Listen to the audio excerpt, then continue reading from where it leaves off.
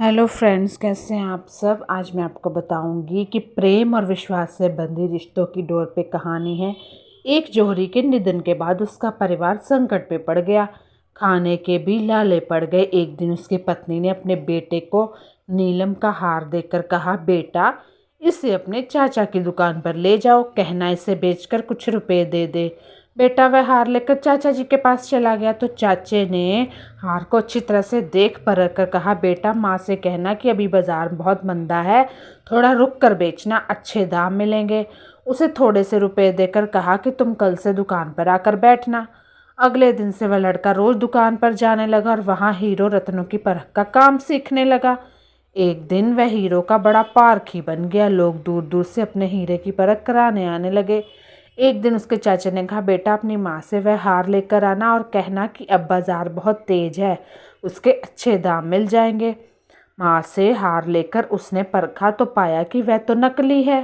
वह आश्चर्य करने लगा कि उसके चाचा तो खुद बहुत बड़े पारखी हैं, उन्होंने क्यों नहीं बताया।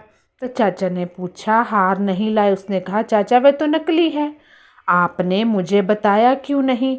तब चाचा ने कहा, जब पहली बार तुम हार लेकर आए थे तब मैं उसे नकली बता देता तो तुम सोचते कि आज हम पर बुरा वक्त आया है, तो चाचा जी भी हमारी चीज़ को नकली बताने लगे। आज जब तुम्हें खुद ज्ञान हो गया है तो पता चल गया कि वह हार नकली है। उस वक्त मेरे लिए सच बोलने के बजाय रिश्तों को बचाना ज़्यादा महत्वपूर्ण था। कितनी अच्छी कहानी है। सच तो यह है कि ज्ञान के बिना इस संसार में हम जो भी सोचते या देखते हैं ना, या आधी अधूरी जानकारी ले लेते हैं, वो खतरनाक होती है। सब गलत है और ऐसी ही गलतफहमियों का शिकार होकर हमारे रिश्तों में दरारें पड़ने लगती हैं और हमारी ज़िंदगी बिखरने लगती है। जिस अदृश्य डोर से रिश्ते बंधे होते हैं वह डोर प्रेम और विश्वास से पोषित होती है। तो कैसी लगी मेरी स्टोरी आप मुझे बताना। मैं आपको दूसरी स्टोरी भी सुनाती हूँ। विष्णु अर्पण। कुछ पंडितों ने एक औरत को कहा, घर में तू विष्णु जी की फोटो रख ले, रोटी खाने से पहले उनके आगे रोटी की थाली रखकर कहना कि विष्णु अर्पण। अगर पानी पीना है तो पहले विष्णु जी के आगे रखकर कहना विष्णु अर्पण।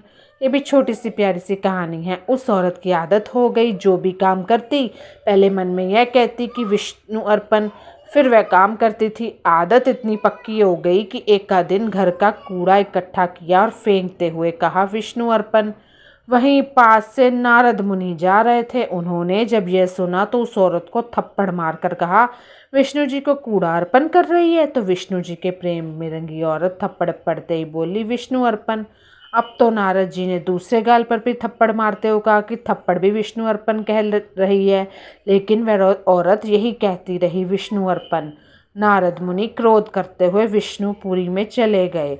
वहां देखते हैं कि विष्णु जी के दोनों गालों पर उंगलियों के निशान बने हैं।